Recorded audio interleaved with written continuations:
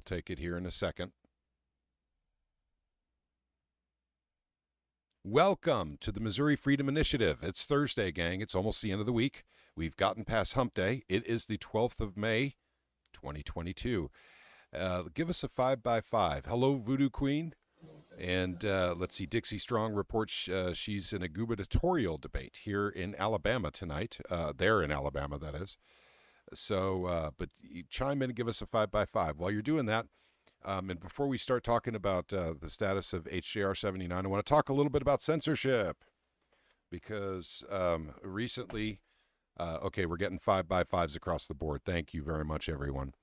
The Discord server, those of you who know me and have known me for a long time or have been with us from the beginning was SEPA. You guys remember we started in a place called the Truth, Money, and Freedom podcast.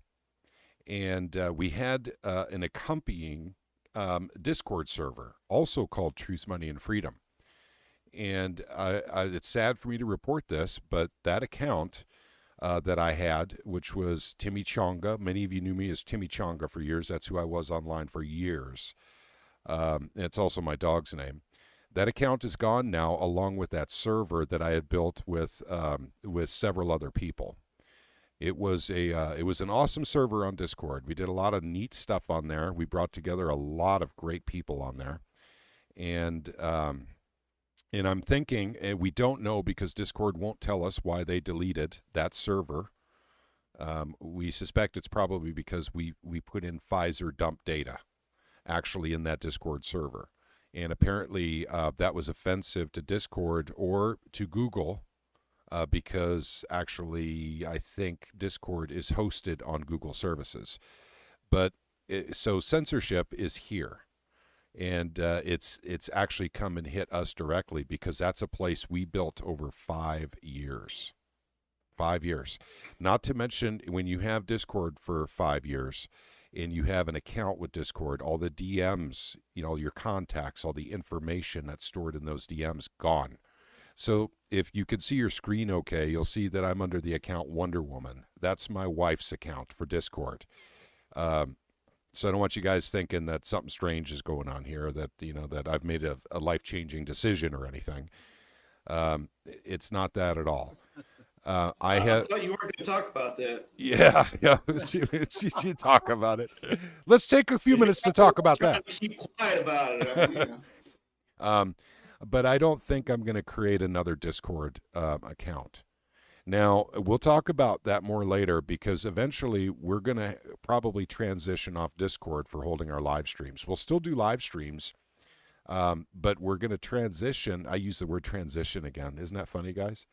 We're going to transition off of YouTube eventually and go on Odyssey. Our good friend Grant here has informed me because my last experience with Odyssey was 4 months ago, and the platform simply wasn't stable enough for live streams. It would choke up and it would disconnect. And that's what we found in our testing. So I dumped it immediately. Had other things to do. Things were heating up in the state of Missouri, so I just dumped it. Grant said recently they've come up with a nice update and the streaming services are working much, much better. So we'll probably start streaming on Odyssey sometime this summer. We'll probably still keep the YouTube stuff going, but we're just going to keep the live streams over on a different platform, and we'll just upload the videos basically to YouTube. But also Discord, since Discord's engaging in censorship, it's probably not a really good idea for us to put data in Discord anymore. So we're examining a variety of options, and this isn't something that I'm going to decide by myself. We're going to have a lot of input from everybody on basically the areas in which we communicate. And we have a lot of options available to us. There's a ton of them out there. So, but being on multiple platforms, especially during the legislative season, while I'm trying to work a job and then doing as much as I'm doing with the state of Missouri stuff and personal stuff, like many of you know, my mom is sick and stuff. So stuff like that, comes up and then basically becomes very difficult to maintain that many accounts. So we'll try and consolidate and make sure we consolidate on free speech platforms. And so at any rate, for those of you who were on the Truth, Money, and Freedom Discord, It probably disappeared from your server list. Not probably, it definitely did. It's gone. It's been deleted. Discord did not give us an explanation. They simply sent everyone who was an admin and a mod on that server. They deleted all their personal accounts, their Discord accounts, along with the server, and sent an email saying that we violated their terms and conditions. We were a very respectable server, probably one of the most respectable servers you will find on Discord. We had a lot of very serious people there. It was an investment platform. We talked about politics on there. We talked about psychology, philosophy, religion. And it was a very, very, very civil place to hang out and chat with others around the world. And it was taken away in the snap of fingers. It's like Thanos just came up and snapped his fingers and bam, we were gone. After 5 years of building that platform, 1,000 people from around the world participating on that platform. It's a really sad story. So, okay. So now that that's over and done with, and those of you who are following us, Truth, Money, and Freedom, we still have the YouTube channel, even though not much content's gone on there lately. But when the legislative season's off, I have a little bit more time, and then I can start putting content on there as well. So I'd like to thank everyone for joining us tonight as we're going to switch gears to what's going on in the state of Missouri. We have Goatfoot Grant with us. We have Ganai. Casey Rich is with us. Liberty Revolutionary, also known as Caleb. The Missouri Liberty Report, also known as John. Robert E. Smith, also known as Robert E. Smith. And yours truly. So thank you guys for joining us in the Discord. Thought we would chat a little bit about what happened last night. HJR 79 had its day on the floor, and it was met with a filibuster from the Democrats. And we're still worried about it coming up again because it's still on the informal calendar, but it has been justly, pretty much shut down. So anyone have any thoughts about what happened last night, or thoughts about the filibuster, the way the Democrats handled it, anything like that? I will say that I am looking at the Senate website right now, and they're still working on redistricting. Yeah, of course they are. Well, and Senator Onder said that once they have that done, that they're pretty much done. So, I mean, they were done by noon last year on Friday. Yep. Yeah, Well, actually, last year the Senate adjourned technically on Thursday. Or I'm sorry, yeah, it was Thursday, and they didn't come back. The Democrats were kind of upset about SEPA, so they just didn't go forward again. Actually, I remember even reading an article about it. It was a decision made by, who's the minority leader again? Rizzo. Rizzo made that decision. It basically the same guy that tried to insert the Back the Blue. Oh yeah, the Back the Blue bill mm-hmm. into the it's been an entertaining week in Missouri politics. It has. It's been entertaining. Go ahead. That was truly beautiful too. He tried to stick his Back the Blue bill on, I forget which other bill it was, but and then the Republicans in there, I forget who. It was it's Luke Meyer.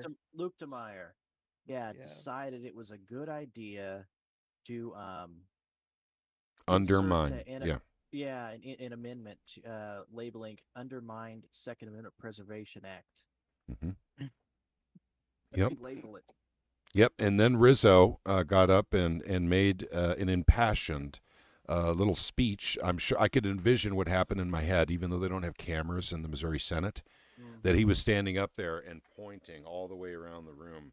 All of you have blood on your hands. Anyone who dies in Missouri, from this point forward, is because of you and your stupid SEPA. By the way, I'm paraphrasing. He didn't say it like that, but that's essentially what he said. I can send it. Yeah, we could actually play that tonight if we wanted to. If we let's see, show me state news now. Always record government officials. Yes, that's a good idea. Show me state news now. And thank you for joining us tonight, by the way. I have a question. How sure are we that HJR 79's done? We're not sure. It's on the informal calendar, so by rules, they can bring it up again at any time. And so they have until 5 o'clock on Friday. And they went until almost 3 in the morning last night, by the way, in the Senate. Did they? Yes. Yep. Yep. So I'll save the Jaeger bombs for Saturday. Okay, gotcha. All right, say hold off. It could be Friday night too. You could have your Jaeger bombs. So Well, hey, well, yeah. okay. I got to do it on the show. Yep. Okay, so not to bore all of you with, a bunch of, little teeny tiny details. What basically happened last night, for those of you who didn't join the live stream, we did an emergency live stream because it was on the floor. I do want to say to a couple, especially Voodoo Queen, that apparently someone up in the Senate noticed faxes coming in, basically trying to shut down 79. And so I just want to say, if Voodoo Queen, if you know who that was, I just want to say thank you very much to that person. Also, we did hear on good authority that senators were getting messages live last night from phone calls that were coming in to their offices from their LAs direct to texting on their phones. So, guys, thank you for calling, trying to shut this down. And the Democrats filibustered. They could have kept that going, but apparently it was decided to keep moving on. So apparently there was enough pressure for the Republicans to feel, well, maybe taking away everyone's right to everyone's access to the ballot initiative process maybe isn't such a good idea this year. We need to repackage it maybe for next year. Last night. Yeah, exactly. Something more enlightening too. I think something even more enlightening too is that the Dems want nothing to do. They want it to stay the same. Correct. They do. Yeah, because there was amendments to raise the voting standard, and they wanted nothing with that at all. Yeah. Hey, let me tell you something. If this doesn't get passed, everybody needs to call those Democrat senators and thank them. Yep. So I know, it's killing you guys. Yeah. No, I have no problem making a call of thanks. I have done that many times in the legislature, and I will be doing that. Tell them how much you really appreciate their service. Mm-hmm. You'll always be thankful. Yep. I'd like to talk a little bit about Grant's point real quick. That they didn't want any substitutes, even though one was offered that was somewhat palatable. Somewhat, because they didn't change the petition side of the process. They changed the vote side of the process to, I believe it was 60%. I think that's what the number actually was. Something like that, yeah. It's either that or 2/3, which would be 66, but I think it was 60. I think it was, 60 or 2/3, one of those. Go ahead, Robert. It was 60% on anything that changed, like taxes or had to appropriate money. Okay. Or there was stipulations to it, but it was 60%. Okay, gotcha. Fantastic. It didn't do anything. Honestly, go ahead. Putting it at 60% for them to spend more of our money, that I wouldn't be opposed to that. Yeah. Well, but the point is they left the petition side alone in that bill that they had put in to substitute for 79. That's the important thing. Once again, as long as we have access to the ballot initiative process, that's what's really, really important. But if they want to change it to 75% of the voters have to say it's cool, that's unobtainable. Even in a conservative state like Missouri, there's still a lot of folks that just vote everything down. And sometimes I'm one of those folks. So I mean, I get it. Yeah. I think it's important that the constitutional amendment takes a consensus of agreement, but it shouldn't be something so overwhelmingly hard to achieve that we could never get it done. Yeah. And so honestly, 60% is kind of fair, really.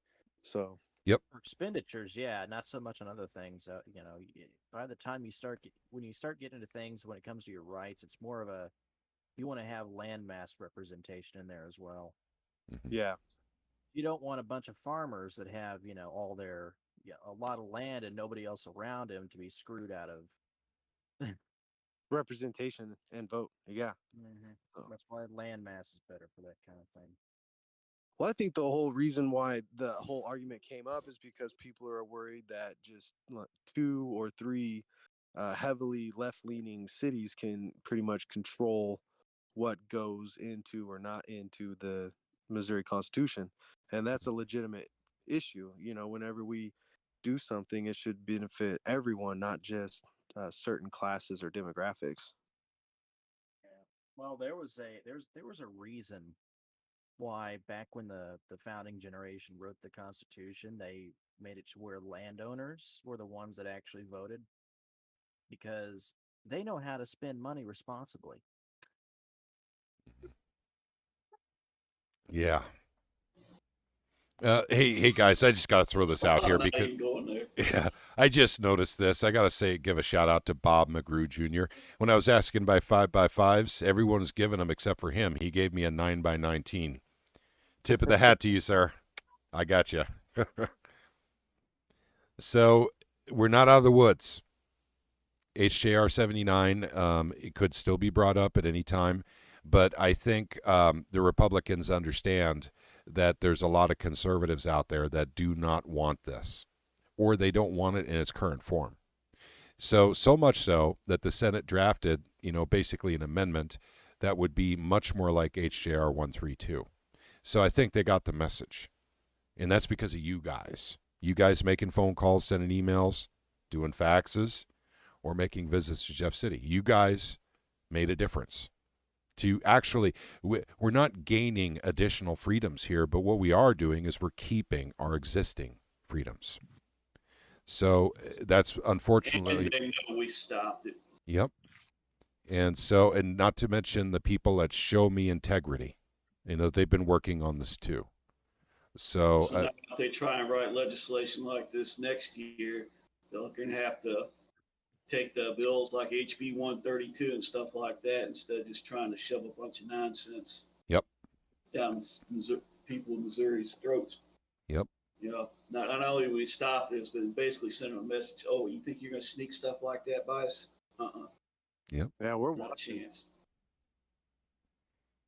Well, they definitely felt the heat because I personally received word that there was a lot of pressure, and a lot of times last night they actually had to keep calling quorum back. The Republicans didn't want to touch it. They didn't even want nothing to do with it. It was something that they just dropped and walked away from, and it's because of everybody putting pressure on them. So they listened, and we should thank them. Thank you for listening to us. Thank you for. Yep.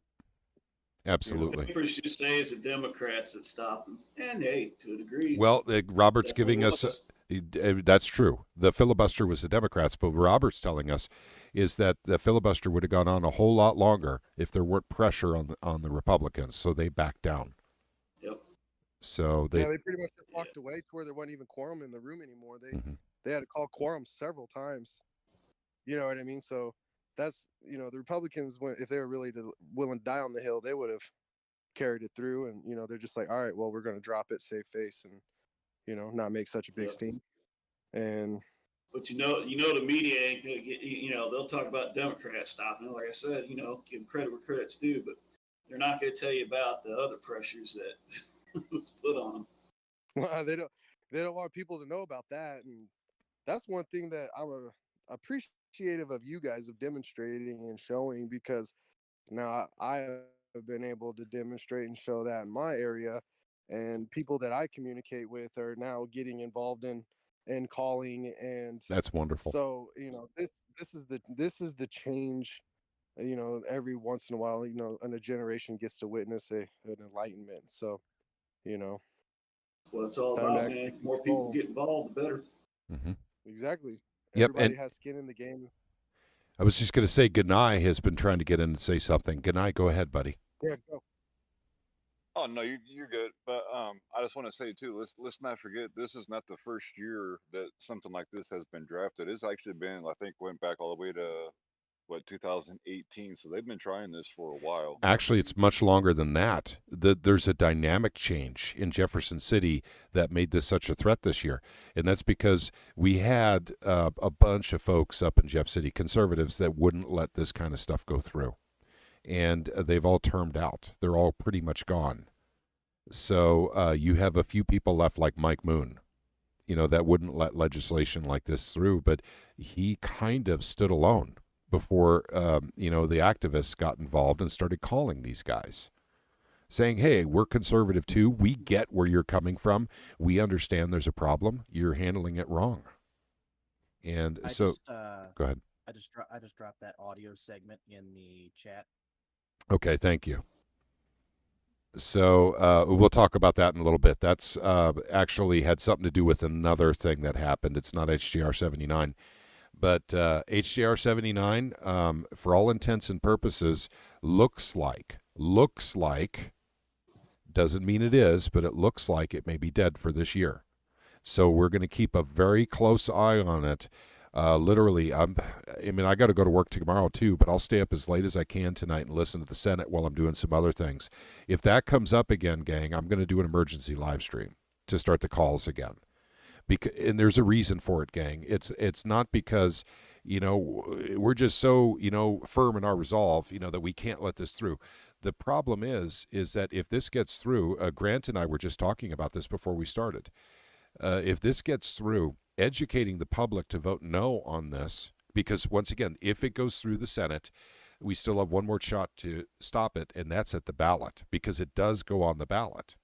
But we have to educate people to vote no on it and why. And that's a big task in a state like Missouri. Shoot, we have 6.2 million, 6.3 million folks.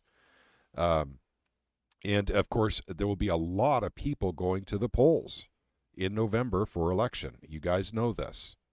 This is an interesting, yeah. So we've got a lot And of that ballot language won't mention raising a threshold. That's so- correct. The ballot language was never corrected. In fact, and I hate to bring this up and get real technical, but they had several opportunities to actually change the ballot language for HJR 79. Number one, when the bill was filed. Number two, when it went through first committee in the House. Number three, when it went through fiduciary committee in the House. Number four, when it went through the first committee in Senate. Number five, when it went through judiciary financial committee in Senate. And number six, when it was on the floor for debate. None of those times did the language get changed to something that is demonstrable of what the bill actually is and what it does. So this is deceptive. It's people like us that catch things like this, and call these people up on it. In fact, when we were walking the halls, I was hitting, half of the points with Casey Rich. Those of you who came with us, we had a gang of 12 when we started. Casey Rich was hitting the language side of what would go on the ballot. I was hitting the, basically what you're doing to the Missouri people, taking away freedoms, depositing them within the General Assembly. And I didn't talk about the court side at the time. I never even thought of that, but my phone calls included that after that. So there's a lot of different angles for why this was a bad idea for Missouri. And I want to thank each and every one of you who made phone calls and sent emails or faxes or visits to Jeff City. You guys did this. You guys are actually making a big difference. We're holding on to some freedom that some people in the General Assembly wanted to take away and give to themselves. It wasn't just taking freedom away from us. It was taking that power of the people and literally transferring it into another form, which was power to the General Assembly and power to the courts. And because, this is not, a closed system. If you extract freedom from the people, it goes somewhere else. In this case, it goes to the General Assembly, our legislature, and the courts. And actually, technically, we could make an argument to the governor as well. I'm sorry, I didn't mean to go on that long diatribe, but that's how important it is to shut this down. So I want to say thank you to everyone who participated in this process to shut this down. It was very important. It also proves that with enough pressure, the politicians can actually lean to what we say. So for people who think that they don't listen or that their voice won't matter, things like this is evidence that it does. Yeah. So you need to take that and run with it. Yeah. And those who don't heed the warning need to be removed. From office. Yeah. Yeah. And so let's talk a little bit about what we learned this year.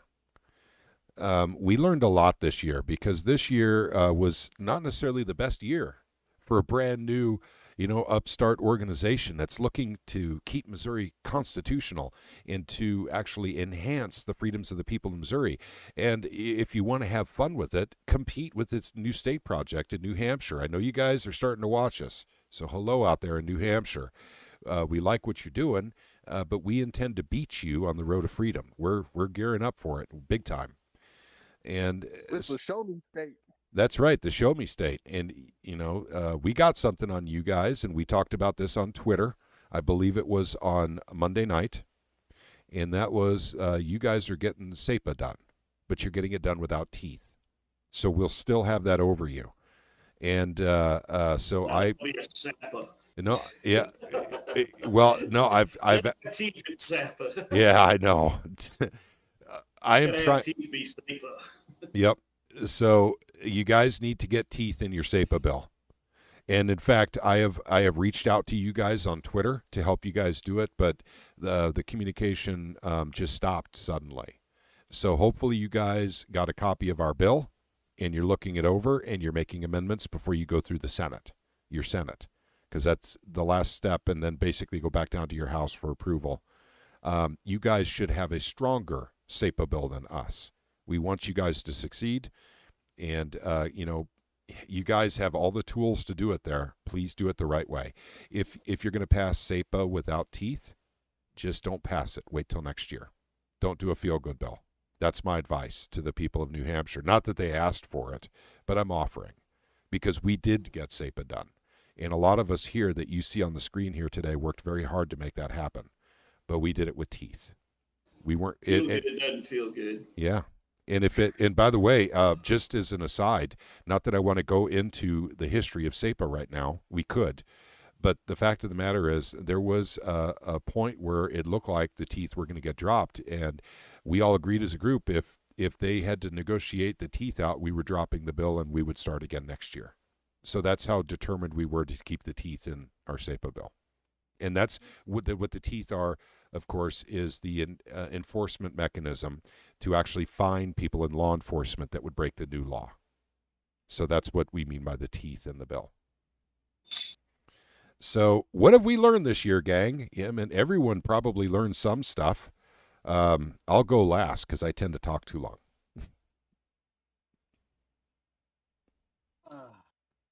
I'll tell you one thing I've learned this year. We can move legislation through committees and stuff. Yep. I mean, we did it with all the phone calls and emails. We did. Now, I know we ran into a kind of a roadblock there at the end. Mm-hmm. Roadblocker. But Yeah. Anyways, even though that got stopped, he got exposed doing it. He did. So we really actually, I know it sucks. I really wanted, especially 2118. I mean, that was definitely my baby.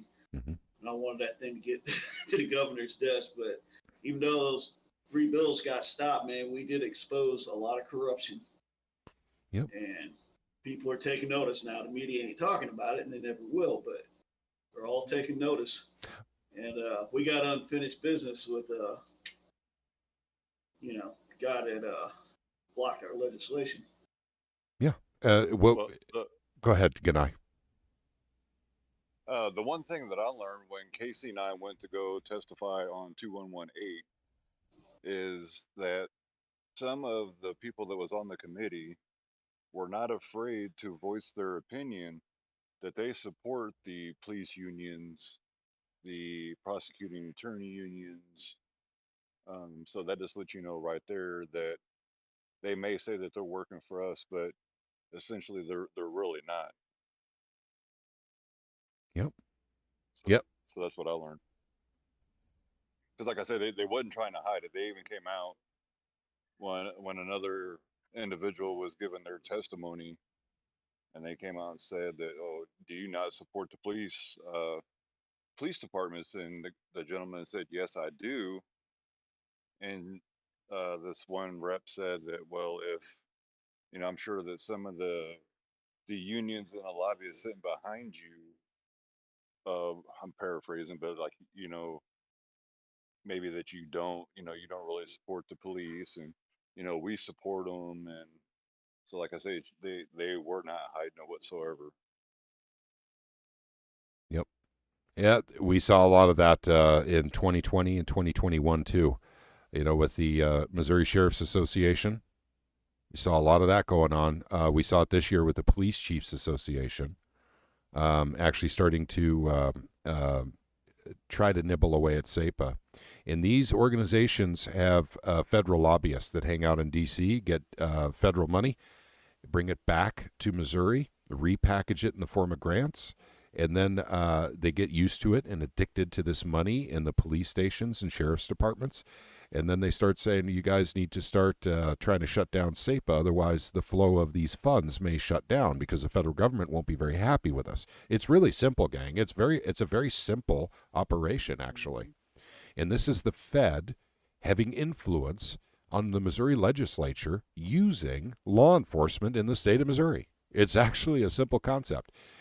I intend to do actually a write-up about this that'll be on the website. We'll do updates to the website soon. I know I keep saying that, but a lot of things personal in my life and also in our web guy's life, so a lot of things have been going on, but it will get done very, very soon. So, and then also after the end of this week, Ron and I should be able to get together. I'm sorry, someone else and I should be able to get together and finish up those surveys. So we can actually get those out, to get them distributed through the website, and you guys can actually start getting them out to people running for office. So that is coming. And I know there's a lot of other organizations waiting on these surveys.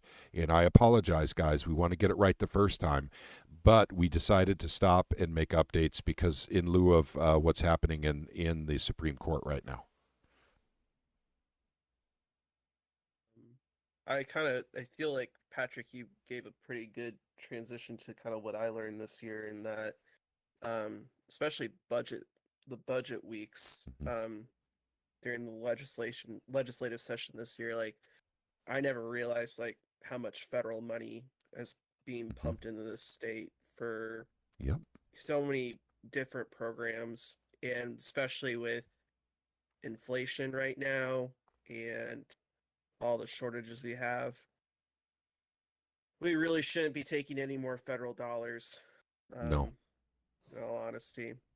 And I mean, if it lasts that long to next January, great, but there really needs to be some protections being drafted up for next session. I agree. From that, because it's coming. It's not going to come later. It's going to come sooner than that. Yeah, I would just would wanted to say bring up a quick statistic to back up what you said, Goatfoot, because what you said is incredibly important. Now, the statistic is this, and I'm going to have to find it to back it up, but at Missouri is number 3 in the entire United States for getting federal money per capita. So let me say that again. For the amount of people that live in the state of Missouri, we get more money than 47 other states per capita for the amount of people that we have here in Missouri. And I think that has a lot to do with all the military installations we have here, all the pharmaceutical companies. Maybe they're installations. Well, time will tell. Oh God. But I don't know. There's things like I don't know, Honeywell. Yeah. And, Yeah. Lake City and a lot of Pharmaceutical bases. lot of federal buildings here in Missouri. Yep. So that shouldn't be here. That shouldn't exist. Yep. Yeah. Yep. Most of it, you can't see it. Yeah. So I'm sorry, I didn't mean to interrupt anyone else's thoughts about what they learned this year. Like I said, I'll go last. Anyone? Hey, John, you want to talk about what you've learned this year dealing with the Missouri legislature? You switched your channel from handling federal politics to handling Missouri politics, I believe, this year or in the last year. So, I'll bet you've learned quite a few interesting things doing that and in that process. Yeah, I'd say well, I've learned a lot from you guys, of course, about just the interactions with state reps. That was probably the number one thing. And then I honestly did not know or believe personally, because I focused too much on the feds, that state reps actually listened. Because I was at a point watching the turd factory, which is DC, and the vicious cycle of, oh, well, I'm going to send this guy in and they'll fix it, and you're like, sure, that'll work out great, like just like the other 50 times it didn't work, you idiot. But anyway, I assumed that our state houses were kind of the same, and I learned that yes, even though we do have the guys who will constipate things like Blocker, whatever you want to call him. Yep. I call him Mr. Massengill because he's kind of douchey. But anyway, I learned that you can get, you guys showed me you guys can pressure representatives into, whether they want to or not. And I think that's an important distinction. I think sometimes they're like, oh, if nobody's paying attention, I'm going to push this. I'll help push this through. And when the phone calls and the emails start blowing up, they're like, oh boy, they know. So that was important for me to find out, because I just felt like all government was a lost cause. Like there was just no getting, imposing the people's will upon um, the moron majority in some of these government institutions into realizing that, hey, we don't want this, and if you don't want to go along with the program, then we'll find somebody who will. So it is nice to know that even though you have the Dave Schatz and the Plockers and the Rowdens and those, like, there are several still there that actually don't like taxation. They'd like to see it decreased, that still think freedom is a good thing to have, and it's not necessarily, oh, if these people are free, then they'll figure out how douchey we are, and then we'll get flushed away. So it's nice to know that there's organizations out there that are doing good things, and you actually have sway, because there's a lot of political organizations out there. They're like, we're going to get something done, but it's more of a whiny, hand wringing, hanky stomping type of temper tantrums that never get anything accomplished. Where you guys and some others have actually gotten things accomplished. It's really nice to see. Yep, that's a good It's point. all how you channel that anger. Yep, that's right. You see, this is the point of this. This is John. I love what you said. I have a lot to say about what you said, but actually, you said it very well. Is you can get stuff done in the state. You can't get anything done at federal. It's just impossible. But yet, look at us. Look at the New Hampshire, the Free State Project. They're getting things done too. Guys, you can get things done in your state. And if you're not in the state of Missouri, start an organization like ours and get things done in your state. Your state is worth saving. But I have a lot of other things to say about what John said, but also too, I thought maybe turn it over to anyone else who hasn't answered yet what they've learned dealing with the Missouri State Legislature this year, or even in previous years. I'll just put in there. I knew corruption ran deep, but it's kind of this last year has just kind of opened my eyes to this, just how absolutely deep it runs. Or exactly what angles they take, and some of those were surprising, others not so much. Yeah. So. Well, that's one thing that we've learned this year, is that there are politicians up in Jefferson City that if you point out something that they do which can be construed as corrupt, they tend to hold grudges. And so for that reason, it's probably best that they leave office or get voted out of office, rather than us continuing to deal with them when they're going to hold a grudge. A great example of this is Dean Plocker. Hope you're watching today, Dean, because I want to talk about the grudge, a little bit about the grudge you had against Susie Pollock that lasted over a year. So for a year, you're holding all this resentment towards one of, your peers, one of your colleagues in the House of Representatives, and you took that and you tucked it away until you had an opportunity to literally destroy the most important bill in Missouri this year, certainly the most popular one, and humiliate her at the same time. And you came away from that feeling pretty good. The people of Missouri are not going to forget what you did to the most popular bill of the year and to a fairly popular representative, Susie Pollock. Shame on you, sir. And so as these grassroots organizations keep growing, they're going to hold a grudge against you. They're not going to forget what you did So keep that in mind. You think you have it easy and you think that you're very powerful. You are. You're very powerful. There's probably nothing we can do. We probably can't get you voted out of office. We probably, can't get the House to re-vote on who should be Speaker of the House next year after you colluded with Rudy Veit in the House of Representatives to destroy Susie Pollock's bill. Once again, the most popular bill of the year, the one that everyone in Missouri wanted. You single-handedly decided they can't have it.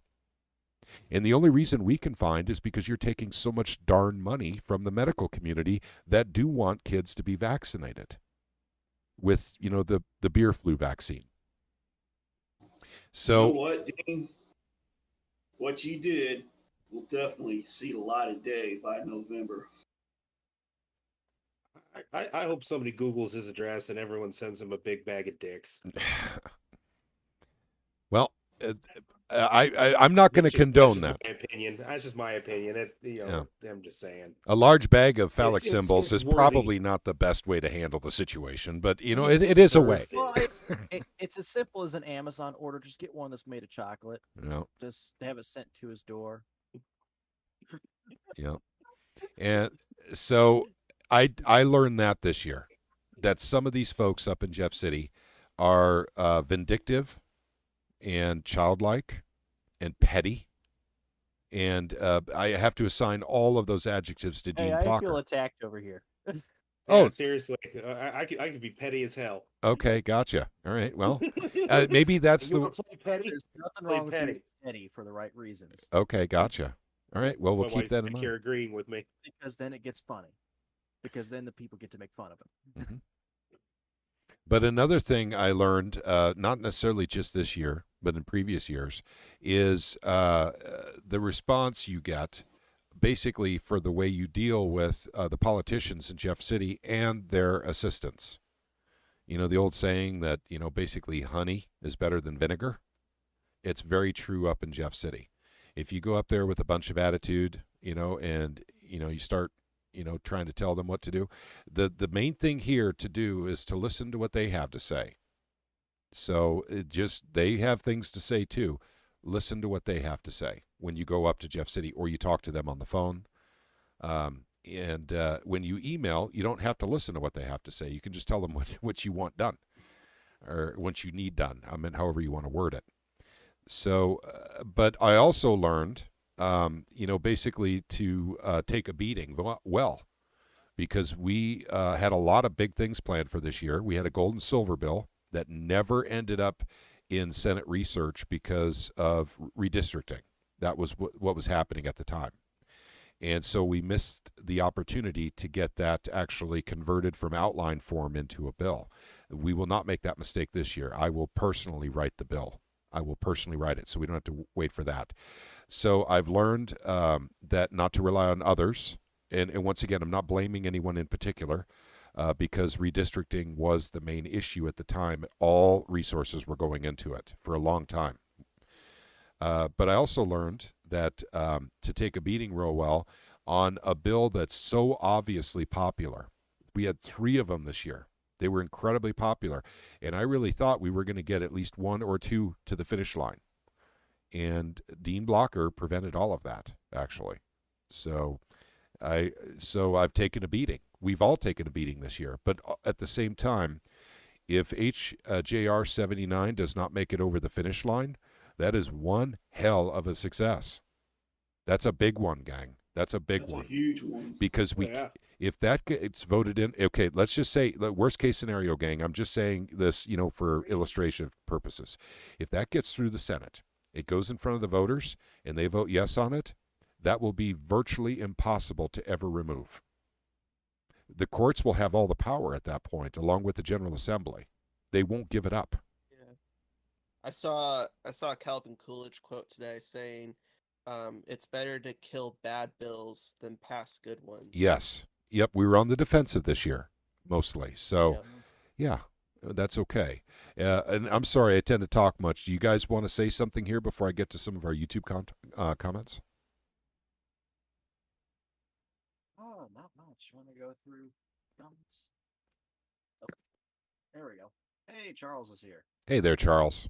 And welcome to Donkey, too. I saw you come in a little bit ago. Always good to have you, Donkey. Glad to be here. Voodoo had said the younger and the younger people, not just us older folks, very proud to be a part of this grassroots operation.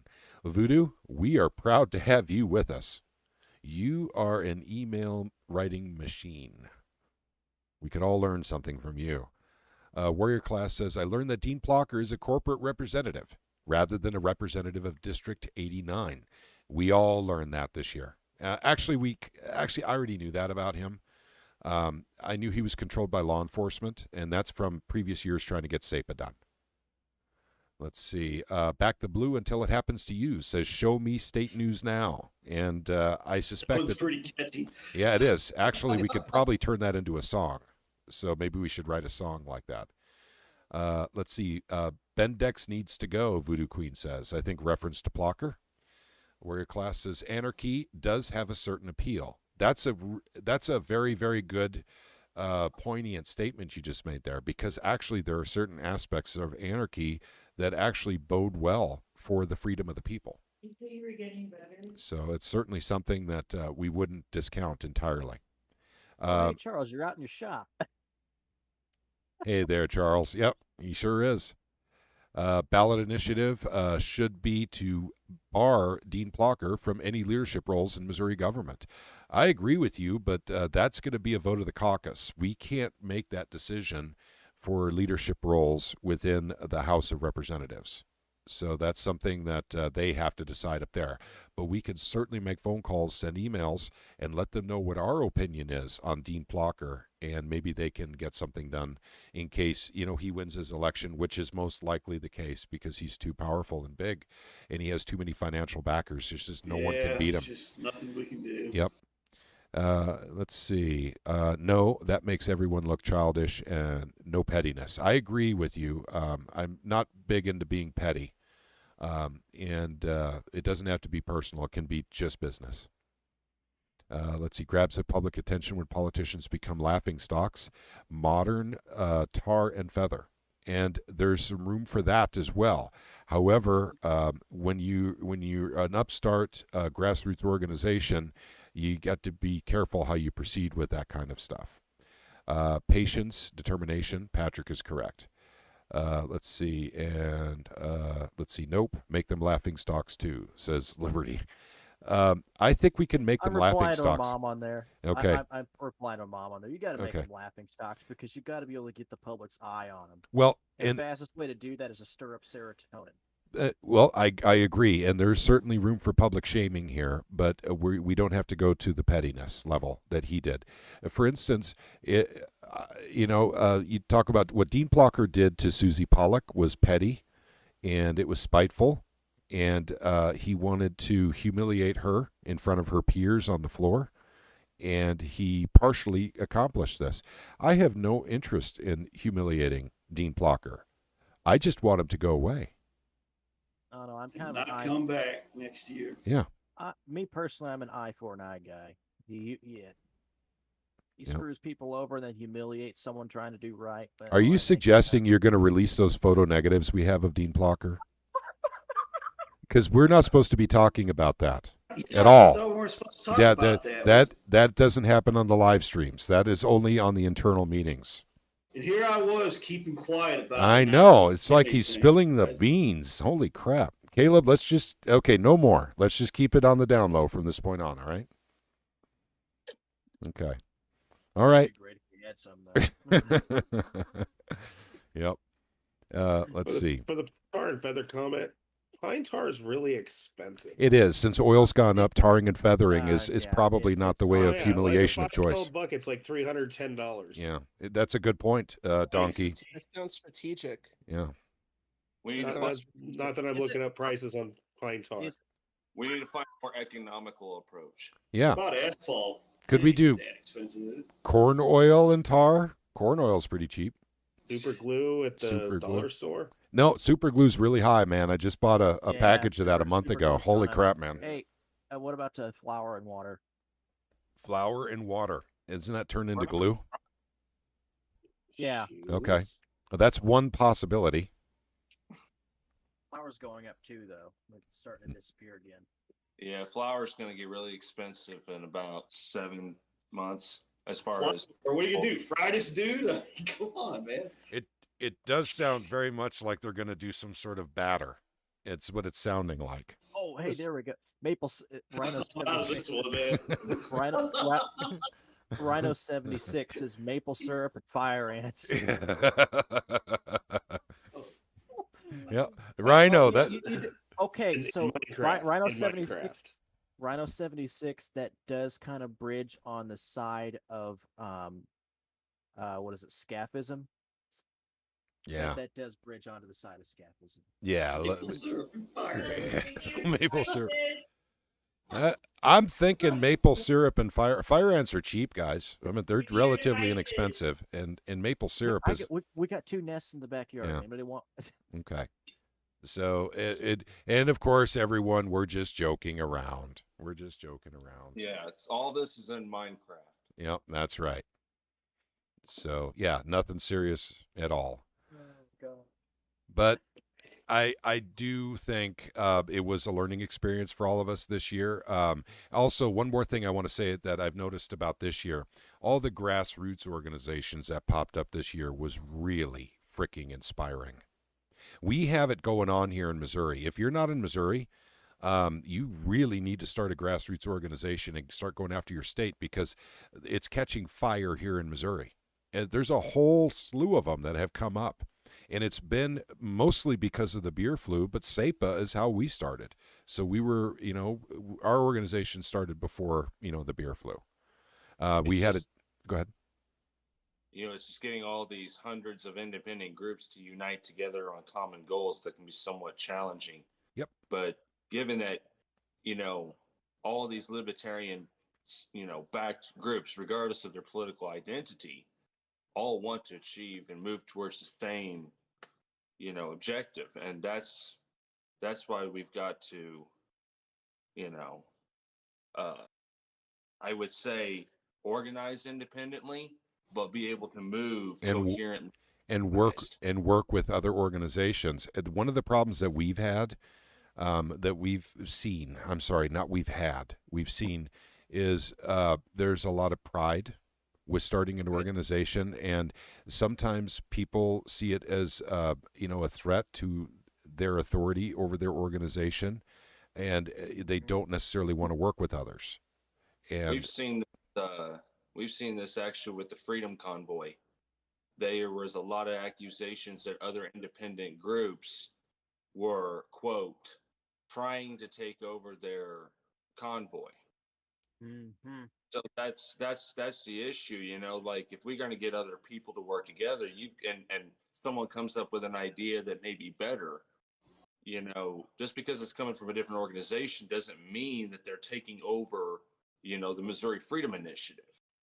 And, I'm just saying this for future reference. Sure. But there are a lot of people that are in that Freedom Convoy that didn't like people from the Libertarian Party or anarchists because they, and I quote, they are taking over the trucker rally and they can't be allowed to say things or do things. Right. So, well, a great example. I just want to give you an example, Charles. We partnered up with 2 other organizations this year, and technically 3.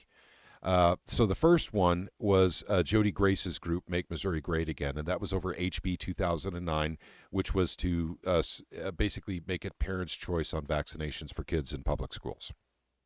So we partnered up with her on that. Number 2, we partnered up with Show Me Integrity on shutting down HJR 79. We both started independently this year. And Casey Rich is the one who found the bill for us in January.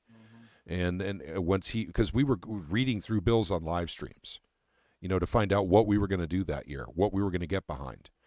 And Casey read that out, and it was like, holy crap, we got to shut that down. And so, but we found the Show Me Integrity found us and asked us to basically join forces with them. And of course we did. And then another slight possibility, we didn't really get together with Aaron Dorr with the Missouri Firearm Coalition on 2118, but we were certainly all over that bill like he was too, to get that done. but so we didn't necessarily join forces or. Actually, me and Gunnar kind of did. What's that? I'm sorry. Accidental. Never mind. Leave that out. Yeah, let's leave that out. Let's leave that out. We don't need to start. Strike that. Yeah.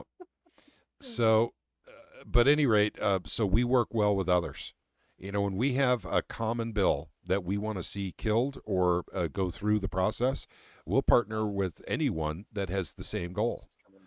And so what we found is some other organizations in Missouri are a little more difficult to get together with. And that's unfortunate, especially whenever they're usually these other organizations say they have the same principles. Yeah. But yeah, it seems like the ones that are able to band together and unite together towards common goals are usually also the ones that put their words, puts their action where their mouth is. Sure. Where the ones who don't are just the ones that talk a lot of talk and don't do anything. Yep. Actually, I'll just say this session, man, we've seen a lot of grassroots cooperation. I think more than I've seen. We in a have. while. Yep. And, it was encouraging. Certain representative is just going to bring them even more, that much more closer together. Yep. Dean Plocker, may be really, really good at stopping legislation, but he's also really good at growing grassroots organizations. Grassroots, yep. Yeah. It's kind of like the man's got a talent, I'm telling you. I mean, that's Joe Biden. I think that they've been very successful in Missouri. Yeah. Yeah, I know. That's what I was about to say. I've been real successful in getting grassroots groups to blockade him. Hey, Biden got SAPA pass. So, hey, yes, that's my man right there. That is like the biggest troll. Okay, is there a fax number to the White House? Sure, there is. Okay, here's an idea. I thought they put barricades around it. Let's go ahead and put something together. Have a big letter that we all sign. It's gonna be wonderful. We send it over a fax and say, "Big thank you for helping us get SAPA done." Oh yeah, Missouri's Declaration of Independence. It needs to be stamped too. Yeah. We need to have a stamp. I wonder how many grassroots organizations we can get together to do that one. Yep, that'd be cool. Thank you. There's a gun shop that's got a picture of Joe Biden that says Employee of the Year. Yep. Yeah. Yep. I remember when a lot of gun stores. I love that. When Beto O'Rourke said that, hell yeah, we're going to take your AR-15, A-47. Like 5 of the local gun stores put Beto O'Rourke's picture for Employee of the Month. Yep. Because of the increase in firearm sales that they got from opening his mouth. Liberals are the absolute best. Texas had one. Yeah, they're the best at selling guns. I mean, actually, honest to God, these gun manufacturers need to hire some of these liberals to just run around and say they're going to take away guns. Holy mackerel, man. I mean, it doesn't take, a whole lot of brain cells to rub together to figure out that they are the best at selling guns. Pass a couple more laws in Missouri, I think I might get in the gun business. Mm-hmm. Yep. And do it right here in Missouri. It turns out. Yep. So, yeah, that's another thing we've learned this year. I bet he'll sell some guns. Yep. Triple T Tony is saying hello to everyone. Hey there, Triple T. Thank you for joining in. Let's see. Voodoo was talking about strength in numbers, and I believe she was referring to the grassroots organizations joining forces for good legislation or stopping bad legislation. I agree. Strength in numbers. It's kind of like what the American Alliance does. It's got, up here in Northwest Missouri, it's got people of all different types of political ideologies and even sociological ideologies and principles. For example, obviously, my style of life is much different than someone in Kansas City who varies very differently from someone that's Amish or Native American. Mm-hmm. So, we've got to build a coalition of these grassroots organizations and help allow them to band together in times of both political need and sociological need. There's a lot of big troubles with the economy right now, and just like, me and Liberty talk about all the time, is that people not only need to band together also for, getting politics dealt with, which goes hand in hand with economics as well, but also getting people to unite to help share resources when in a time where you can say that your grocery market is becoming more and more unreliable on getting product to it. The fuel is heading south even faster. Which, by the way, before I forget, that series I actually on the making the biodiesel. Biodiesel. Yeah, I actually did download all those videos, and then I stuck them in a compressed folder and stuck them on my Google Drive and stuck the link in the chat there on Well, Discord. next time I come down, we're gonna go start this project, and we're gonna get to where we can increase, biodiesel production up here, to help out the farming community and people. Yeah, It would really help if the state would actually just ignore federal hemp laws and the state eliminate its regulation on hemp, Well, because you use hemp in so many ways that you could save the economy almost. I bet you if you went legalize cannabis and hemp, you could honestly make us producers again. You do realize that the hemp was legalized in the Farm Bill. Yeah, but it's still regulated. That's why I said they want to be able to check their crop and make sure that there's no regulations off. Well, They still have their boot on the throat. Oh yeah. You gotta do these things one step at a time. Yeah, well, they don't need to check shit. You know what I mean? They can kick rocks. Yeah. And that's You're cutting out quite a bit. Yeah, Robert, you're cutting out on us. right. Sorry, buddy. Well, hopefully it'll get there once everybody sees. Yep. You just got to get the word out and educate folks. Markets. Yeah. Am I? All right then. It's all right. Yeah, the big thing to focus on though is when when the S hits the fan, is you got to have a local connection. You got to be in your communities, have your local groups, have pull your resources, pull your skills, and the impact of any type of economic or collapse will not be that it won't be that harsh if you have those networks in place. Yep. And Ben's exactly right. We have to work within the means of a system. We have to work with the hand that we're dealt with.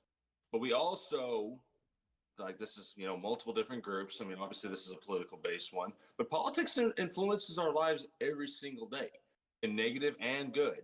And given the recent event that I just saw last night of Joe Biden banning and canceling oil production leases in Alaska, just goes to show how little he really cares about when he preaches about fighting inflation.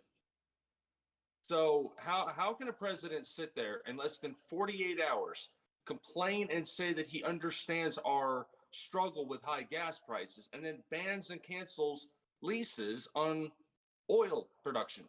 It doesn't make any sense. And so what me and Liberty have been talking about forever is, in our region, of course, we can't help everyone right now, is localized production of biodiesel. Now, it's hard to make gasoline, but you can easily make diesel from crops, and relatively cheap. I say right now, given the higher inflation of costs right now, we did the math up again last weekend, and it was about $1.86 to $1.94 a gallon to make biodiesel at our farms up here in Northwest Missouri. At what scale? At what scale do you get to that dollar figure? At what scale? What do you mean? How many gallons are you making at one time? Oh, we usually make it in about 150 gallon batches. Okay, gotcha. Okay. Not close to enough. Which we could definitely scale that up with a couple of decent boilers, like junk boilers that we seal up. Yeah. And Liberty's came up with a couple of ideas to help convert, other oils more efficiently into the biodiesel process. But I mean, this takes time. It takes a lot of money to get the components to extract, the meal from the oil and then process it, let alone getting farmers to be convinced that it's worth doing. A lot of farmers are really old school. They look at biodiesel and they think we're talking about, Green New Deal BS. Damn hippies. But yeah, they call us hippies. But basically what we've been doing is creating the old farming methods of the 1800s, and it's called the 70-30 method, which is basically where 30% of your land base is used to feed horses and mules to farm the other 70%.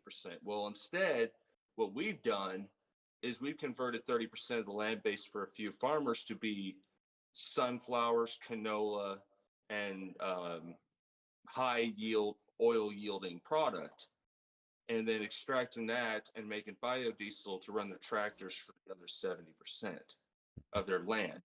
Now, there's a lot of red tape involved in all this. There's a lot of stipulation involved in all this. But whenever you talk, you tell them the numbers and you say $1.90 a gallon right now, a lot of farmers raise their eyebrows. Yep. Because that's half.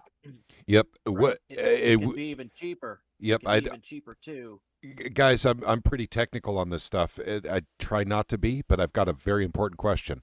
What's the BTU rating for the average type of biodiesel that you're making versus actual oil or fossil fuel based oil? For diesel. Look, because I don't make it. I have Okay. a couple help. He's actually in Polo, Missouri. He's got the numbers. I do know that the BTUs are higher on biodiesel. Okay. It carries more. Okay. And it carries more oil based. Okay. Than It's fair enough. Because Oil, the reason I say that is because ethanol and gasoline, there's a huge BTU difference, and the efficiency with ethanol is very low compared to gasoline. And when I run it in my tractors, because I do buy some from time to time whenever there's some not being used. I've noticed actually my tractor runs a lot better and has better power. Now it does smell like French fries out of the exhaust, or potato. Make you hungry. Whatever you use, if you're using soybeans, it's gonna smell like fast food oil, cooking oil. But I would argue that the downsides to biodiesel right now in everyone's mind is because most of the time when they're using biodiesel, they're using old cooking oil. Mhm. And that stuff got all kinds of grime and grits and little microscopic pieces of the food that was cooked in it. And that plugs up filters, it damages injection systems, it hurts on the internal components, especially when it's not filtered right. And there's also a problem with biodiesel gels up. It gels up at like 32 degrees. Mhm. So it's something that can only be feasible during the warmer summertime, months. Uh-huh. Well, which why with me and my ALA, we've been focusing on with farmers because we're trying to make it to where they can get this processing going for their planting and harvesting, because obviously that runs in the summer months, or not when it's cold. and I've discussed this with you before too, and a lot of that has to do with the impurities that are in it. Yeah. And like I said, you need to centrifuge that oil first, and then Yep. I know Oh. people filter it, but you need to centrifuge it. You need to get the ratio right of the methanol and the sodium hydroxide or potassium hydroxide. You can take wood ash and make potassium hydroxide. And then that ratio, once it's correct, it should take out all the glycerin that would make it gel up. Yeah. And then you add a fuel additive to it. Is you definitely have to get the scientific product down correct, and that's another thing to help with farmers. We've got one guy that's making all of it, and he gets overloaded. And he's a full-time worker just like any of us, so it's not like he's got days on days to just devote himself to this. But if you try to get other farmers to, and you're talking about chemistry, they'll make soap most of the time and just mess up the whole process. And Hey, I'm not going to pretend like I know anything about this because I don't. But it seems like if you use a centrifuge, all your heaviest matter is going to spit away the furthest anyway. So you basically you're filtering it by doing that. But the main goal of all this is to get ourselves a little bit, piece by piece, more energy independent in Missouri, even if it's just a fraction of a percent. If we can get the farmers to be able to make their, their fuel, that could save, food base. It could save farmers from losing their homes, given, all the other problems they've got right now, from getting parts to inflation to food prices going down and fluctuating like madness all the time. And that if these things work out, which they are, I mean, it's a crawl pace, but these things will make a huge impact on our local communities. And I've been trying to get them more involved in politics. Now, this one's a little bit of a, they agree, they're all libertarians, but it's hard to get them to find the time to make these phone calls, to contact people like Plocker and harass them with emails and phone calls. Because most of the time, they've never done anything like this. They don't know anything about politics in Missouri. They know about the federal government, but that's about it. Hook him up with us, man. We know how to do it. Hey, Goat Grant had something he wanted to say. Go Yeah. ahead, buddy. Yeah, I just checked the Senate website. They have adjourned, and they are not meeting again until next Wednesday at 10 a.m. They're done So for the it's year. over. It's over. So look, yep, they're done. All right, That's it. gang. Woohoo! So Raise your glasses. We have defeated HJR 79 thanks to you. Thank you, everybody. Oh, you got some good stuff there. Careful with that stuff, man. I saw what you did the other night. Is that biodiesel there? You could call it diesel if you want, but Apple. Okay, apple juice. Gotcha, buddy. I drink apple juice out of a jar, too. Yeah, YouTube reasons, it'll be apple juice and apple juice only, right? Yeah, that's right. That's right. Before the resident in charge got a hold of his crayons, says Rabbit Coyote. Go back to what we were doing a couple of years ago. Piece of cake. Yeah, and by the way, I really do like the idea of biodiesel in Missouri, and you can do it yourself. You don't need legislation to do your own biodiesel. And I dropped that link in the chat too. Okay, That gotcha. Google, that drive file. It has Okay. a compressed folder that contains an entire 10, 12-part series on just the basics. It's a couple hours long, but it's worth it. Yep. Like I said, anything to get more Missourians and more Americans more independent, whether and not just with politics, but also in their lives. Because I don't know if I'm not insane, but it seems like more people depend on the system, the more it blows up in their face recently. Well, that's all they've done is made people raise generations dependent on the state. Exactly. Our farmers used to be so independent that the whole government could collapse and the Great Depression would start and they wouldn't even know their lives changed. And so I'm not saying we need to be that poor, but what I'm saying is with modern technology, we can get farmers independent again and not have to rely on government subsidies and government checks to control them. But this is a transition. It's going to take maybe decades, maybe even generations to get things to get back to the way it should have been. But it's a step in the right direction. You wouldn't believe how many people I get calling me from Kansas City begging for food and eggs and chickens and wanting to establish connections with myself because they're scared. They're scared to death that one day they're going to go into the grocery store again and not find chicken, not find any eggs, not find any beef. And when you get things like, 31, food processing plants somehow spontaneously combusting and blowing and catching on fire, yeah, I understand where their worries are. So, if the system fails, try to create a system where people can run to, that they can trade and get their basic needs to the best of, your community's abilities. Something I've been talking about a long time. Yep. Well, the federal system we have in place now. I don't know if you guys watched the press correspondence dinner, but there was a comedian up there talking about, all the hardships people are going through, the gas prices, the rapid inflation, the housing going up, everything going up. And there's Joe Biden and all of our federal representatives laughing their asses off. Yep. It's their comedy. They don't care about the peasants. They only care about maintaining their fucking power. Like I said, how can you have a president in a press briefing?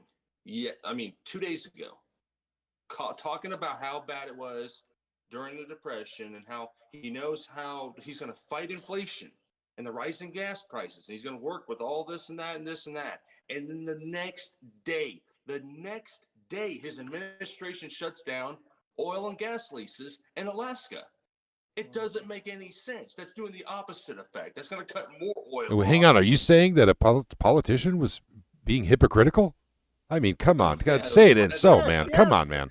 No. No. Yeah, wow. That's weird. That's also, I've never seen that. Also, Charles, when it comes to, I know you said you knew somebody that had private oil derricks. Same for anybody else out there that watches this that happens to be in Missouri. If you know anybody who has private oil derricks, they can siphon off when they're not supposed to be operating and then sell it properly. Well, there's a lot of legal loopholes. There's also private, contracts involved with stuff like this. So just know what you're doing. But yeah, there's actually quite a few private owned oil wells or oil pumps outside of Kansas City, sitting between Kansas City and Atchison, and just right there at the Missouri-Kansas border. I've seen them. Not big industrial scale, but I've talked to one of the owners, actually two of the owners that in that area, and it's all sour crude oil. They're making a lot of money right now, but it's a drop in the bucket compared to what America needs in oil production right now.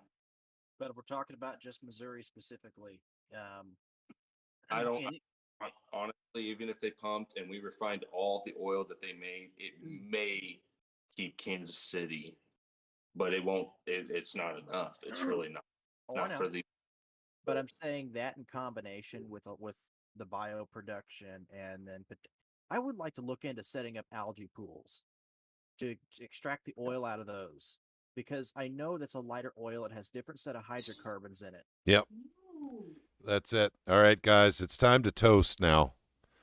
So, yeah, I know. It's time to toast. First of all, to everyone in this organization that made phone calls, that sent emails and faxes, and visited Jeff City, you guys did it.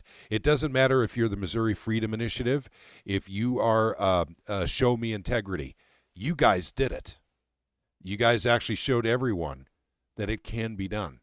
Enough pressure. And believe me, this one didn't look good at the beginning of the year. Even just 5 weeks ago, it didn't look good for us to get this defeated. So thank you to all of you for getting this done. And I'd also like to thank the Democrats. Yeah. Show the Republicans how to get it done. That's right. Thank you, Democrats, for filibustering. Appreciate it. All right, here. One more toast I want to make is to. I don't know if I can apple juice. Okay, apple. Yeah, I know it's strong stuff. It just depends on the manufacturer, I want to make a toast for our friend Jimmy Wendell, who didn't get through to the end of this year, but he's with us. I think he's with us all the way, and we miss him. So here's to you, Jimmy. We love you. We miss you, man. Cheers, Jimmy.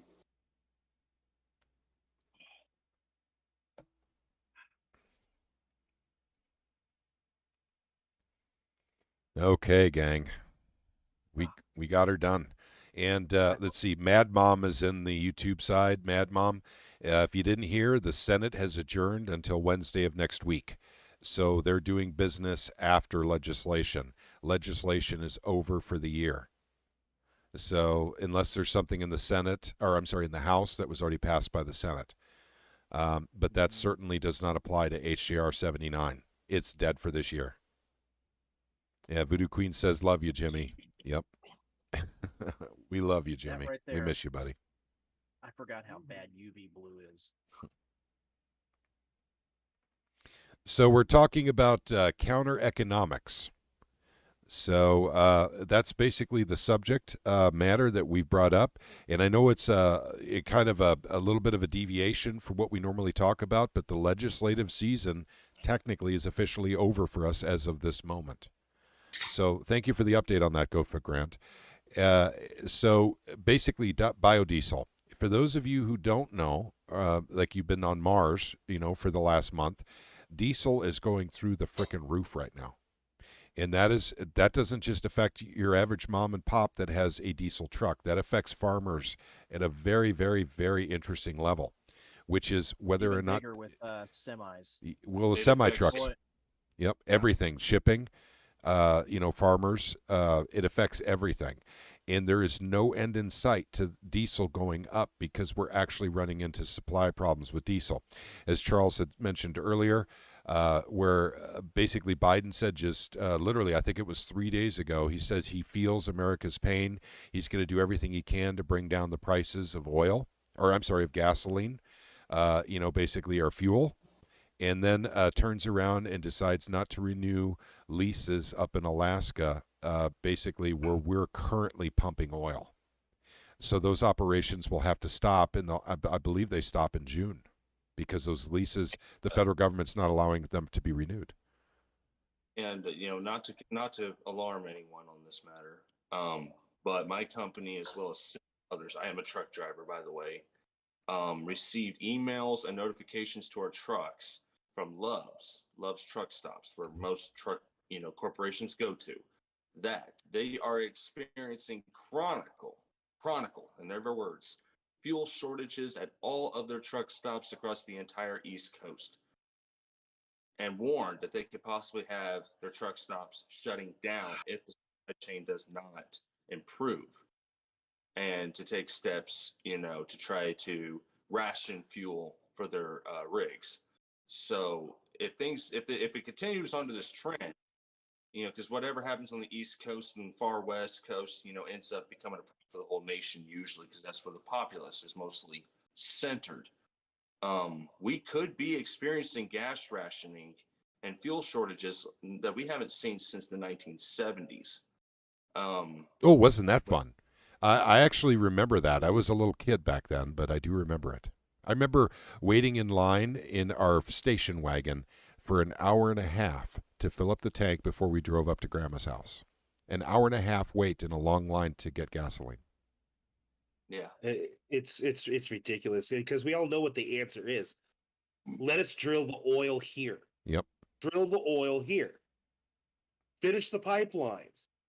That was the biggest stab in the back, is all these labor unions that were working on these pipelines were like, yeah, we support Joe Biden. And then he stabbed him in the back when he canceled all those contracts to build the Keystone pipeline and all those other pipelines.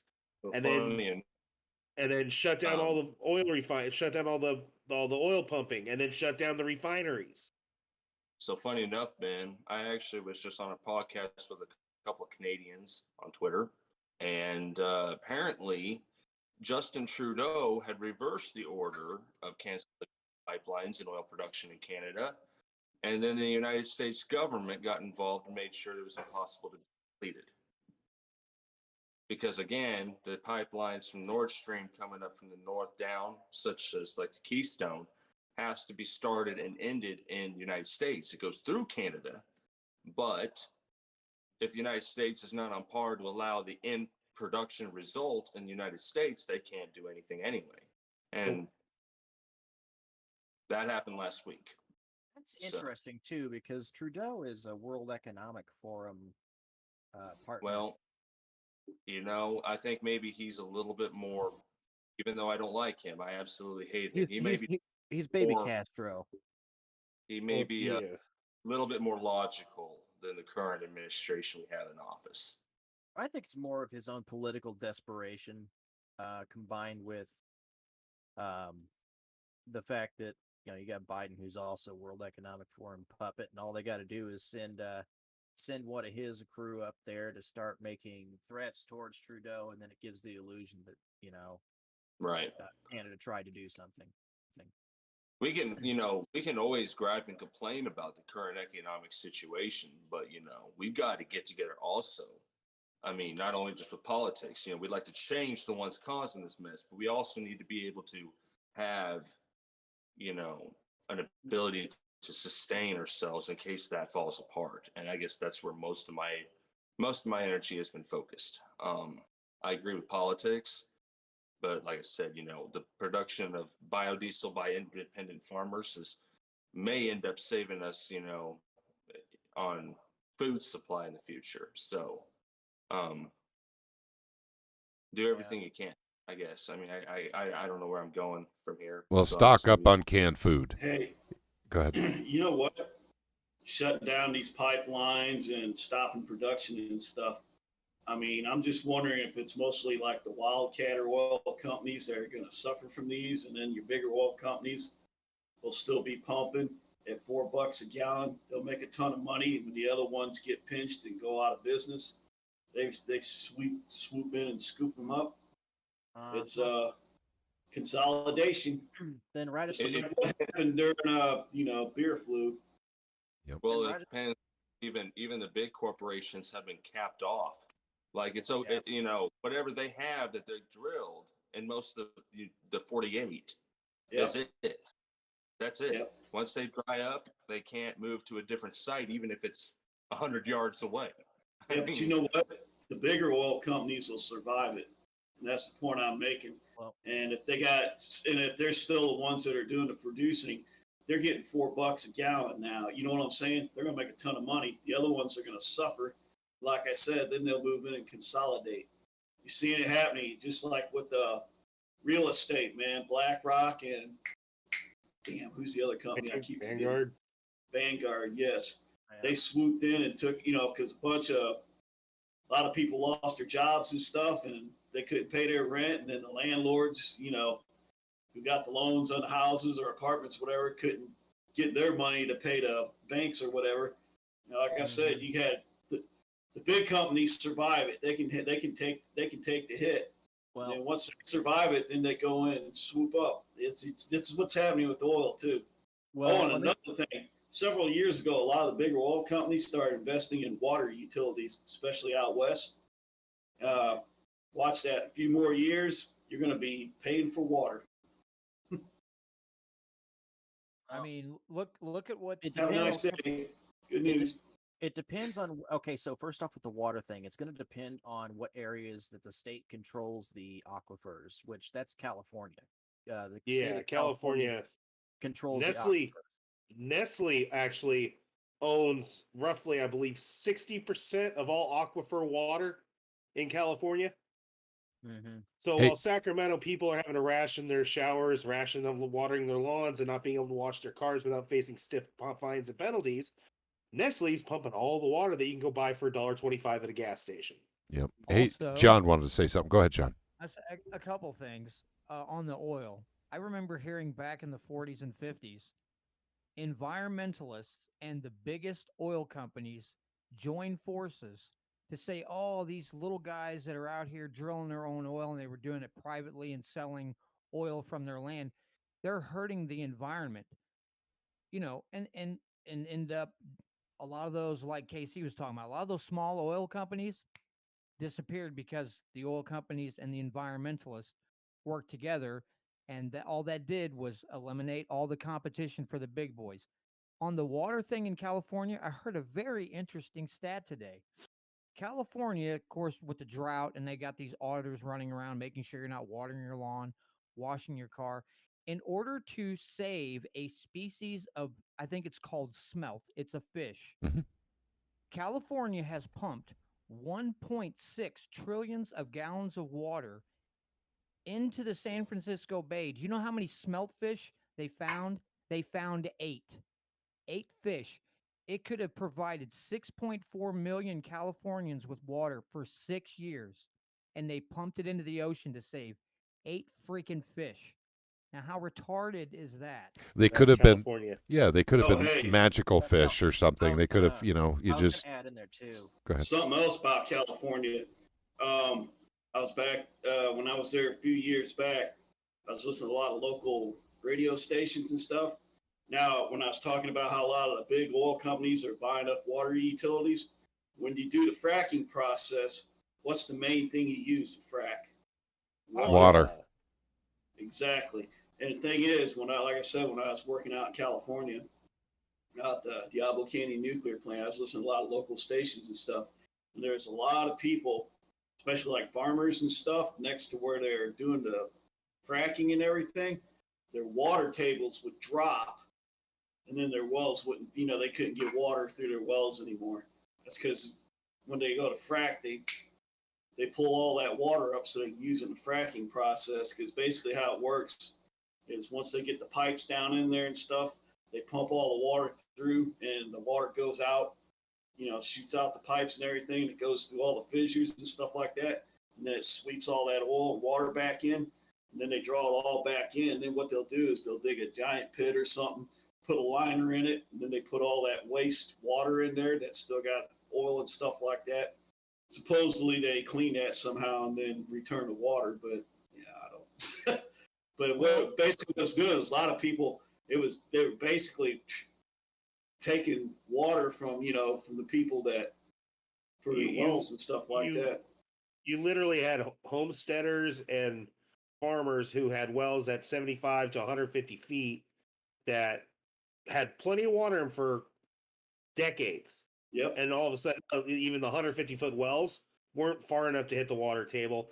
And then and then on top of that, them trying to dig a new well to go deeper, they weren't allowed to get the permits for it. So you can't you can't expand your own well. You can't dig any deeper, and basically the state is going like, you're effed. Yep. Another thing too. I guess when they go broke or whatever, big companies will come buy up that property. Well, yeah, and a lot of the water for Southern California comes from Northern California. That's why there's a big push in California to actually separate and secede and become two separate states. The state of Jefferson, which would be north of Sacramento, all the way to the Oregon border, and then basically cut it off just north of Sonoma County, San Francisco Bay Area, would be one whole state. I was gonna say something too about the difference in the bigger oil companies and smaller ones, like KC here was talking about.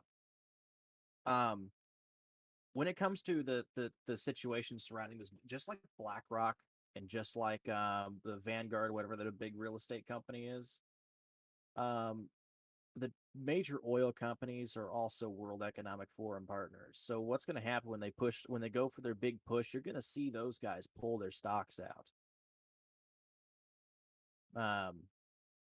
Because those guys that when they pull their stocks out, they aren't going to want to lose all that money. It'll also trigger that collapse, so the dollar goes and they can replace it with their global green economy that they want to implement. So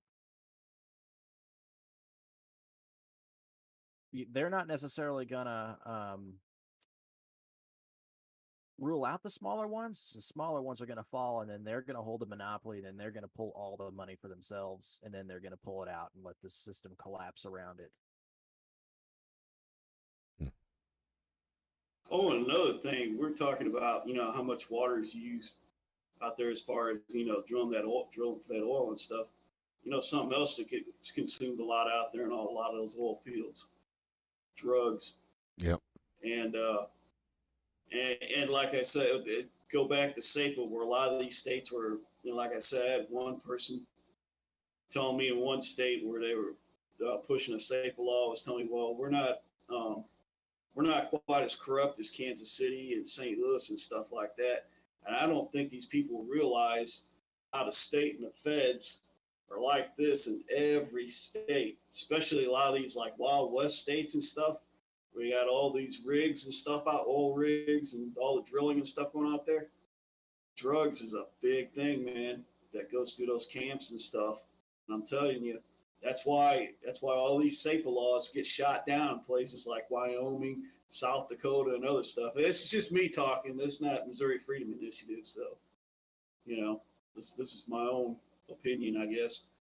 But that's another big thing that goes on there. And like I said, a lot of these states that are trying to pass these SAPA laws and they don't understand this interference they're running into, like there in South Dakota, when that guy brought the bill on the floor, and that representative was a former police chief, got up and shot his bill down. You know, I don't think these guys understand what they're running into. You know, we learned the hard way here in Missouri. But like I said, a lot of these states, I think a lot of these people are just, they're not very, I don't know what would be the word. There's an old saying, if you really want to see how free your state is, challenge it. Yep.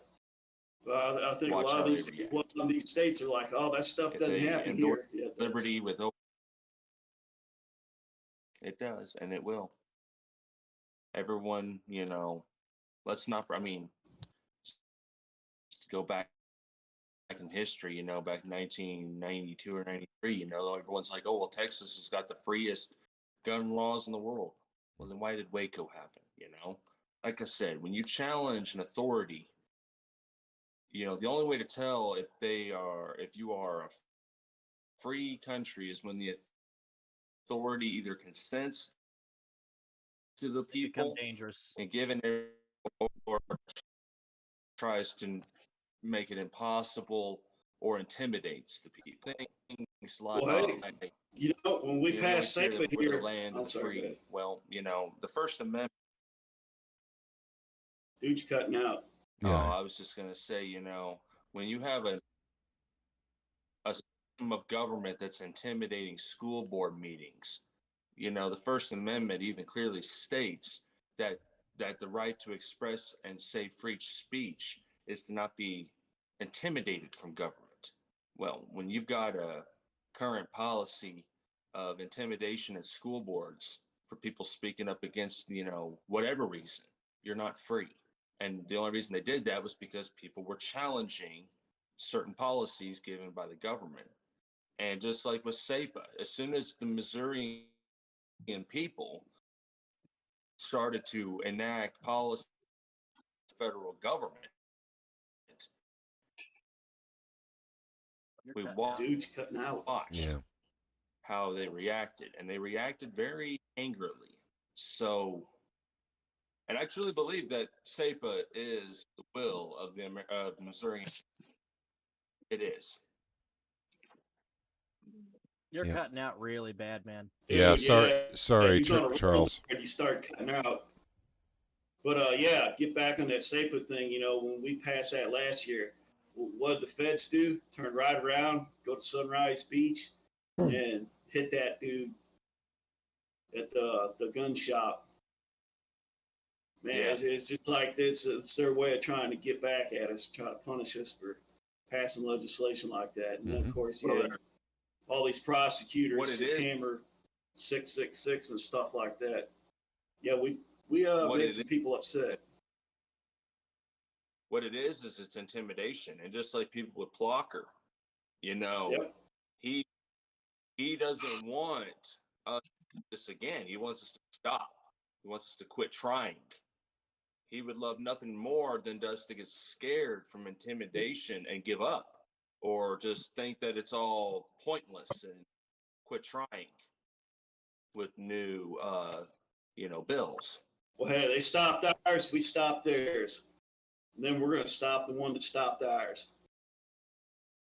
Well, you know, I disagree with you. I ain't going to stop. Stop, yeah, okay. I mean, personally, I'm not going to stop for anything. I think that if a policy is in for the good of Missourian people, then I'm going to go forward with it. If they want to stop, fine, cool, but I'm not. Things like, you know, the legalization of marijuana and the ending of federal asset forfeiture, those are things Missourian wants. And I personally, I don't care if Plocker is gone. I'm still going to, you know, on my principles, keep, you know, telling people, hey, we need to call this and this and this. We need to get some sort of legislation pushed. So yeah, that's where I sit. I have no intent of backing down because they suddenly became, you know, less extreme in their ideology, I guess, or their anti listening to the people policy, because that's the fact. I mean, most Missourians and most Americans alike feel like they've been ignored for a long time, and a lot of people gave up. There's a lot of libertarian people, a lot of libertarian-minded people that don't even get involved in politics because they think that it's moot, that it's useless. That's very unfortunate, because SAPA prove that the will of American people can prevail on A state level. policy. On a state level. Yes. Yeah. Yeah. And if Rebel, you combine it on the state level and you do enough of this, you may even get it on a federal level. the states will have to do it on the federal level. The individuals can't get it done there. We just don't have enough money. And I want to say hello to Rebel Cry, who's joined us. Hey there, Rebel. Welcome, man. I saw you had your mic unmuted, so do you want to talk? Well, I was just getting input back when you were talking about sayings. Sorry, I don't know you. What was your name, Charles? How you doing? There's another saying. Unless you're capable of great violence and choose not to use it, then you're civilized. If you're not capable, you're just weak. Yep. And that's the way most Americans live. They don't choose not to use their violence. They're just not capable in general. I mean, you know, the terminology of violence, I'm sure, is not YouTube approved. So I'm not going to say anything on that matter. And I don't have any really agreement with using violence. It should be a last resort. Violence is not necessarily negative. If you get bugged in the middle of the night and you defend yourself, you're still using violence to defend yourself. Oh, believe me, he gets it. It's just not going that to say anything on capability. YouTube. Right. Right. But the point is, if you're not capable of action, defense, aggression, doesn't matter. If you're just not capable, then you're just weak. Yeah. And if you're not able to back your principles with that aggression or defensive aggression, then you will always be called out on your bluff and they will always ignore you. That is a fact. If you cannot back up your desires with the mindset that you are free and you're going to stay free, you can't back up with what you're saying, with what you're talking about, I guarantee you're going to be a slave in time. There's an old saying, a nation that prefers disgrace to danger is prepared for a master, and they deserve one. That is from one of the founding fathers. If a nation and its people are preferring not to be intimidated by not, pushing out there and pushing legislation and defending their natural born rights, they don't deserve them. And that is a fact. If you're not able to defend and push and advocate and do everything you can for your freedoms, you don't deserve your freedoms. And I think a lot of Americans have forgotten that. Missourians seem to be a rare breed on this. Missourians seem to have I am going to be free and I don't care what the policy is. And they've always had this mentality of, it doesn't matter what bill has been passed. I don't care. And we don't see that around the entire country. Now, there's a lot of other states that are very... Hey, we're the show me state. We are indeed. We are a very... We're called the show me state. Well, it should be the we'll show you. Yeah. And we will if they don't show us. Hang on, the FAFO state. Hey there, guys. I'm thinking about wrapping it up. Around and find out. I'm thinking about wrapping it up here at an hour and 45 minutes. But I wanted to say, first off, the conversation is going to continue in Discord, even when we stop the live stream. So if you guys want to come in... Party's going to be in the Discord here. Yep. So if you guys want to come in and join us after we're live, you're welcome to do so. I want to do a couple of reminders. First of all, thank you to everyone to help shut down HJR 79. You guys did it. You just showed everyone that people can get stuff done in their state, even if it's stopping bad legislation that's being pushed by people with a lot of resolve and conviction on the conservative side, thinking it was right and just, where it just wasn't. So this time we allied... Go ahead. And a big shout out to our Hall of Famer, Voodoo Queen, the Fax Queen. Yeah, the fax queen and the email queen, voodoo queen. So I want to remind you. Go ahead. I was gonna say I wanted to send faxes, but I don't have a fax number. We don't have a landline here, which sucks. You know, that was Caleb's idea. So hey, we gotta give him some credit here. Yep. It worked really good. Just the fax man. We need to do that. We need to do that to Joe Biden, though. Just saying. Yeah. I like that one too. The Missouri Declaration of Independence signed by all these. We all get together up in Jeff City or something. Just pose for a big picture. Yeah, that's right. Thank you, Biden, for passing SAFA. Yep. Yes. Yep. Okay, guys. So, man, Joey B, baby. Yep, Joe, you did it. Thank you very much for helping. Thank you, Democrats, for killing HJR 79. Man, can you believe that? Yeah. The Democrats stopped the bad bills, and a Republican stopped the good bills. They did indeed. And some Republicans were trying to push some bad bills that the Democrats stopped. Yep. But not all Republicans. I just want to be sure of that. That people know that not. Quit throwing tomatoes at me, people. Yeah. Stop. I'm joking. All right, stop. One Republican in particular that calls himself a Republican, but is more of just a little fascist tyrant by the name of what is his name? Blocker or something like that? Something like that. Yeah, Blocker, something like that. Yeah. Blocker the blocker. Mm-hmm. Okay, guys, don't forget Travis's expo, which is actually coming up on the 26th and 27th of this month. The Prepared Homestead Expo. Actually, I'll go ahead and put that in the live stream chat. If you guys wanted to go to this, here is more information. I'm going for sure. Caleb's going for sure. I think Charles may be thinking about going as well. So you guys can meet all of us if you guys go to. He's coming. He better be coming. Yep. You guys can meet all of us if you go there. Plus, you can support the Missouri Freedom Initiative. We will have T-shirts for sale there, and maybe something or else. We're not sure yet. We'll see what we can muster up. But we'll be speaking there as well, and so that'll be an event. It's always fun, isn't it? And it'll be very interactive. So don't forget about Travis's Expo. Also, we're going to go back down to one night a week now. And in fact, because of recent things I have going on in my life, I've decided, and it was an executive decision I made, as soon as Goatfoot Grant told us that the Senate is done, we're going to skip this weekend. And we're going to resume our one night a week schedule next Saturday. Not this Saturday, not 2 days from now. But so roughly 10 days from now on Saturday is when we'll have our next live stream.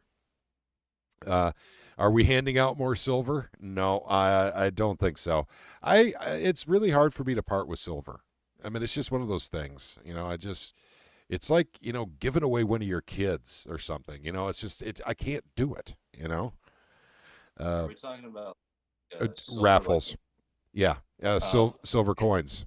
Silver Eagles. A few meetings ago, there was a raffle for silver.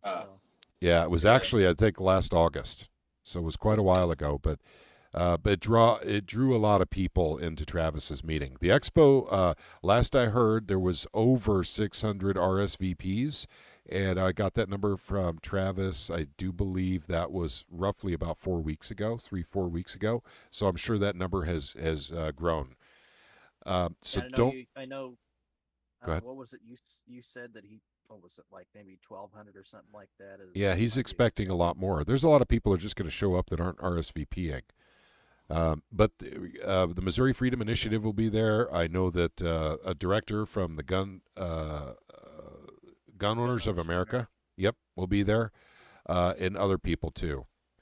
So Rabbit Code, he got 2 of them. Gotcha. Yeah, good deal. And that was actually, never mind. I'm glad you got 2 of them. That was kind of weird, though. That was really good luck, is what that was. But at any rate, I want to thank all of you. This is big. Stopping HJR 79 didn't seem very glamorous, did it? It didn't seem like we won something. You know, it didn't seem like we accomplished something, right? Nothing could be further from the truth. This was just very tiring because we were defensive this year as opposed to offensive with SEPA. What we accomplished was astoundingly important because we would spend the next 6 months literally trying to educate the state to vote no on this on the ballot. That's what we would. Our entire agenda just got changed by the fact the This Senate is why closed. we pushed it right up to the last second. That's right. So we are holding on to a freedom that someone tried to take away from people tried to take away from us, and that's just as important as getting new freedoms because of Blocker the Blocker we couldn't get new freedoms this year, and so we'll deal with that. We'll find a way to deal with that. Go ahead. It's something else we did this year that's really great. I think it was like a big improvement from last year. We had one thing we worked on, SEPA. Yep. We basically had 4 things going on. We had 3 good bills and that we were moving along, especially 2118. I mean, I'll say it. I was really heavily invested in that. Yep. And so were a bunch of other people. We were moving all 3 of those bills through. I mean, we got them through the committees and everything else, you know, talked to the right people, sent the emails and the phone calls in a timely manner, hit the, what do you call that? When you go to the testimonies and all that up there in Jeff City. I mean, like I said, it took one guy who's just basically just, you know, just had to abuse his power to stop 3 of those bills. But man, I mean, we really moved them. And plus we stopped a big ballot initiative killer. Yep. I mean, again, it doesn't seem like SEPA was like a big party when we got that thing through, you know? Yep. This year is a little more rockier and rougher, but I'm telling you, we accomplished a lot. Even the bills that we lost, we exposed corruption and Blocker. Yep. You know, I mean, if you look at it, we really accomplished a lot this year. I think it's even bigger improvement from last year. Winning a defensive battle is just Yeah, go ahead. Hey, Patrick, how are we coming along with those the check sheets for who's on our side, who's not, who's running for office? Okay, the surveys. Yeah, the surveys. Yep, we'll have huge progress on that by the end of this weekend. Okay, cool. Yep. So, yep, and I'm sorry about that, gang. Like I said, I'm juggling too many things, but also to the Supreme Court stuff actually altered the way we were going to approach some things. Don't want to say anything about that yet. I know there's a lot of other organizations that are waiting on these surveys to be done. Thank you for your patience. A lot of people have been helping to make sure that the surveys are done extremely well. So thank you for your patience. And then literally, I would say within a week, these should be available on our website. So thank you for hanging in there, and we'll get those out. We got primaries coming up, gang, so we got to get those surveys out. Okay, I think that pretty much wraps it up. That wraps it up for the legislative year, but we are not going away. We have many things we're working on this summer. Many things. Oh, yeah. So stay A lot of good tuned. stuff coming up. Yep. So we'll continue working throughout the summer to make Missouri the best, freest state with the most liberties out of all 50 states. We're still working towards that goal, even during the summer, gang. We got lots of great stuff to work on here. Want to thank you. Putting the show me state. Yep. Thank you all for joining. We appreciate it. Thank you all for making phone calls and emails. You guys are the ones who did this, by the way. So thank you again. You guys all have a wonderful evening. Thank you, everyone on Discord, for joining in tonight to participate in the conversation.